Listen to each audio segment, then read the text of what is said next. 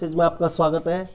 तो पॉलिटिकल की इस क्लास में हम चर्चा करते हैं। आज लोकसभा के बारे में हमने प्रारंभिक जानकारी ले ली थी, उसके बाद आगे हम इन लोकसभा के बारे में जानकारी लेंगे, जानेंगे। ठीक है, लोकसभा उम्मीदवार के लिए आयु जो निर्धारित की गई है वो है 25 वर्ष। राज्यसभा के लिए कितनी है? 30 वर्ष। और लोकसभा के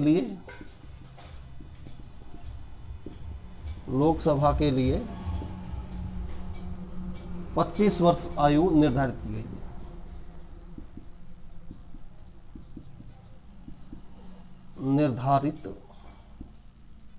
की गई है। ठीक है, कितनी? 25 वर्ष।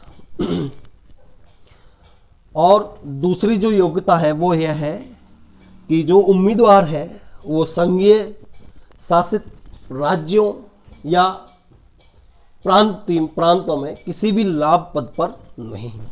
संघीय तथा राज्य सरकारों में किसी भी प्रकार के लाभ पद पर नहीं हो। ठीक है, ये दूसरी योग्यता है। वर्तमान में 17वीं लोकसभा चल रही है। वर्तमान में जो लोकसभा का कार्यकाल चल रहा है ये 17वीं लोकसभा का कार्यकाल है। ठीक है, कौन सी लोकसभा चल रही है मित्रों? 17वीं लोकसभा चल रही है मोदी जी के नेतृत्व में।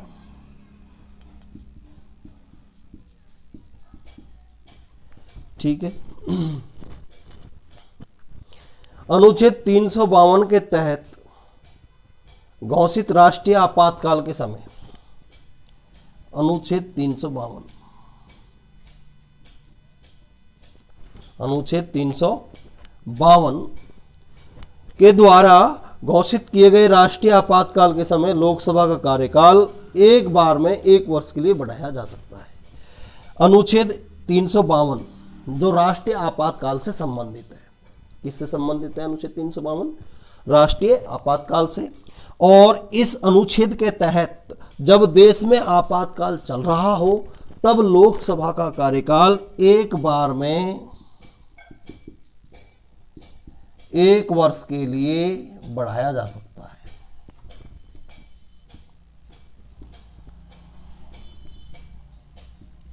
बढ़ाया जा सकता है। ठीक है, कितना बढ़ाया जा सकता है? 1 वर्ष के लिए। अगर आपातकाल नहीं हो तो यह अवधि 6 माह से अधिक नहीं बढ़ाई जा सकती। और अगर अनुच्छेद 352 के आधार पर देश में राष्ट्रीय आपातकाल नहीं है तो लोकसभा का कार्यकाल 6 माह से अधिक नहीं बढ़ाया जा सकता। बढ़ाया जा सकता। ठीक है, कितना? 6 माह से अधिक नहीं बढ़ सकता अगर आपातकाल नहीं है तो। और अगर 352 अनुच्छेद 352 लागू हो या अनुच्छेद 352 के तहत देश में राष्ट्रीय आपातकाल चल रहा हो तो लोकसभा को एक वर्ष के लिए बढ़ाया जा सकता है। ठीक है, लोकसभा का कार्यकाल 5 वर्ष का होता है और 5 वर्ष बाद लोकसभा अपने आप स्वतः ही भंग हो जाती है, जबकि राज्यसभा कभी भंग नहीं होती। लोकसभा भंग होने के बाद भी सदन की अंतिम बैठक से अगली बैठक तक या पहली बैठक तक लोकसभा का अध्यक्ष अपने पद पर बना रहता है। जब जैसे मान लीजिए 16वीं लोकसभा चल रही थी और उसकी अंतिम बैठक से लेकर 17वीं जब लोकसभा आयोजित की बैठक होगी तब तक लोकसभा का अध्यक्ष कौन होगा? जो 16वीं लोकसभा में जो अध्यक्ष बनाया गया है वो 17वीं लोकसभा की पहली बैठक तक अध्यक्ष रहेगा। यानी पहली 17वीं लोकसभा की बैठक में निर्णय ले लिया जाएगा या नए अध्यक्ष का नाम को निर्वाचित कर लिया जाएगा, तब वो अपना पद रिक्त करेगा। और अगर नई लोकसभा में नया लोकसभा अध्यक्ष नियुक्त नहीं किया जाता तो तब तक वो पुरानी लोकसभा का अध्यक्ष पद पर बना रहता है। ठीक है, अनुच्छेद 75 के खंड 3 के अनुसार अनुच्छेद 75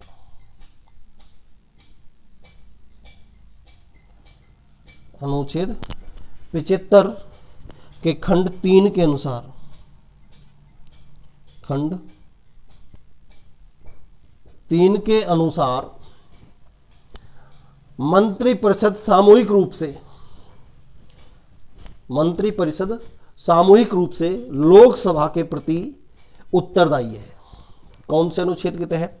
अनुच्छेद 75 के तहत मंत्रिपरिषद लोकसभा के प्रति उत्तरदायी है। यदि कोई खास सदस्य सदन की अनुपस्थिति के बिना, सदन की अनुमति के बिना लोकसभा सदस्यों में से कोई सदस्य सदन की बिना अनुमति के, बिना परमिशन के लगातार 60 दिन तक अनुपस्थित रहता है। कितने दिन तक? 60 दिन तक अनुपस्थित रहता है तो सदन उसकी सदस्यता समाप्त कर सकता है। तो लोकसभा उसकी सदस्यता समाप्त कर सकता है। लोकसभा का कोई सदस्य अगर 60 दिन तक सदन की कार्रवाई में अनुपस्थित रहता है तो सदन को ये अधिकार प्राप्त है कि वो उसकी सदस्यता को समाप्त कर सकता है। राष्ट्रपति लोकसभा के अधिवेशन बुलाता है और स्थगित कर सकता है। राष्ट्रपति लोकसभा के अधिवेशन बुलाता है और स्थगित करता है।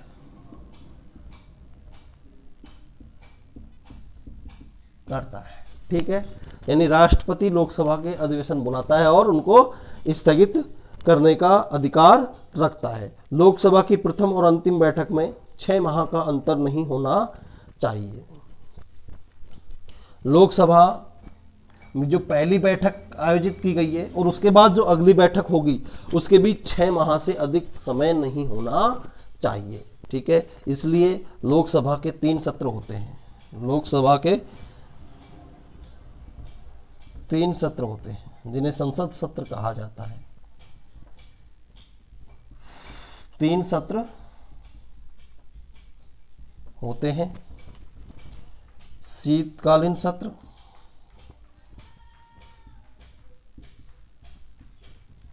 ग्रीष्मकालीन सत्र या मानसूनी सत्र,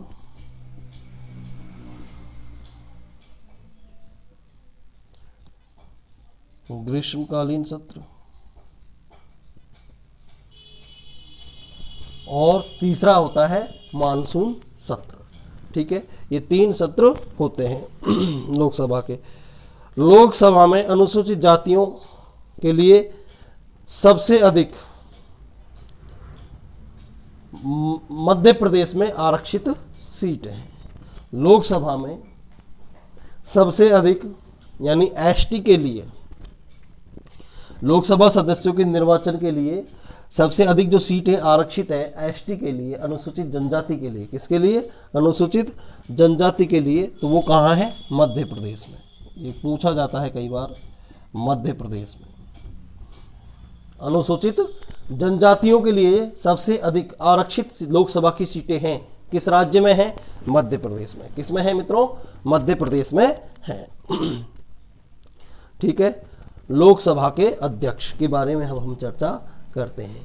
लोकसभा के अध्यक्ष के बारे में तो सबसे अधिक जो लोकसभा सीट आरक्षित हैं वो है मध्य प्रदेश में। कहाँ है? मध्य प्रदेश में अनुसूचित जनजाति के लिए यानी एसटी के लिए सबसे अधिक सीटें आरक्षित होती हैं। और लोकसभा के 3 सत्र होते हैं। लोकसभा को 5 वर्ष में या लोकसभा 5 वर्ष बाद अपने आप भंग हो जाती है। लोकसभा अध्यक्ष,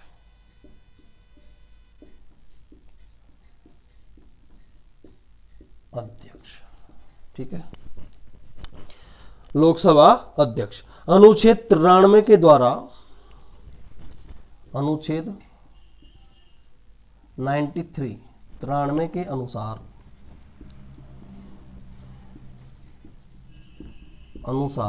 लोकसभा अपने सदस्यों में से ही किसी एक सदस्य को अध्यक्ष पद पर मनोनीत करेगी या अध्यक्ष पद के लिए निर्वाचित करेगी। ठीक है, लोकसभा अनुच्छेद 93 के अनुसार अपने ही सदस्यों में से यानी 545 सदस्यों में से ही किसी एक सदस्य को अध्यक्ष निर्वाचित करेगी।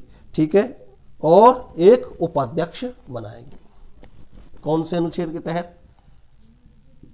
93 के तहत अनुच्छेद अपने ही सदस्यों में से एक अध्यक्ष और एक उपाध्यक्ष का निर्वाचन करेगी। ठीक है, अनुच्छेद 93 के अनुसार अध्यक्ष अपना त्यागपत्र किसको देगा? उपाध्यक्ष को। ठीक है, अध्यक्ष तो अपना त्यागपत्र, लोकसभा अध्यक्ष जो है वो अपना त्यागपत्र किसको देगा? उपाध्यक्ष को। और उपाध्यक्ष अपना त्यागपत्र देगा किसको? अध्यक्ष को। ठीक है, लोकसभा का अध्यक्ष त्यागपत्र किसको देता है? उपाध्यक्ष को। और उपाध्यक्ष अपना त्यागपत्र किसको देता है? अध्यक्ष को। ठीक है, लोकसभा अध्यक्ष प्रधानमंत्री के मंत्रिमंडल के अन्य सभी मंत्रियों से ऊंचा होता है। जो लोकसभा अध्यक्ष है ये प्रधानमंत्री के बाद, प्रधानमंत्री के सिवाय जो अन्य मंत्री होते हैं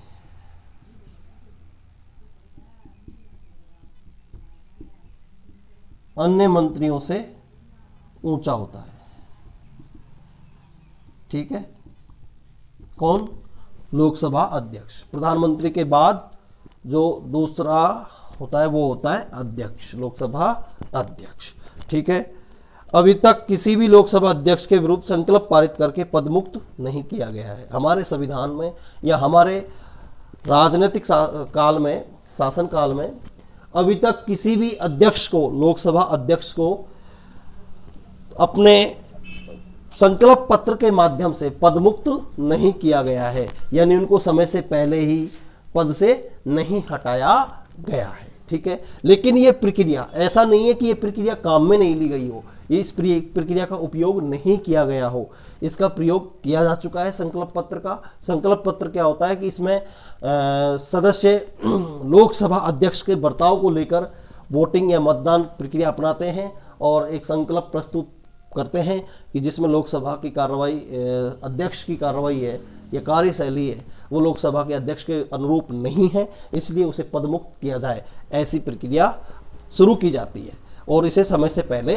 हटाया जाता है। लेकिन अब तक ऐसा कोई अध्यक्ष के साथ नहीं हुआ है, उसे पद से नहीं हटाया गया है, लेकिन इस प्रक्रिया को उपयोग में अवश्य लिया गया है। 3 बार ऐसी प्रक्रिया काम में ली जा चुकी है।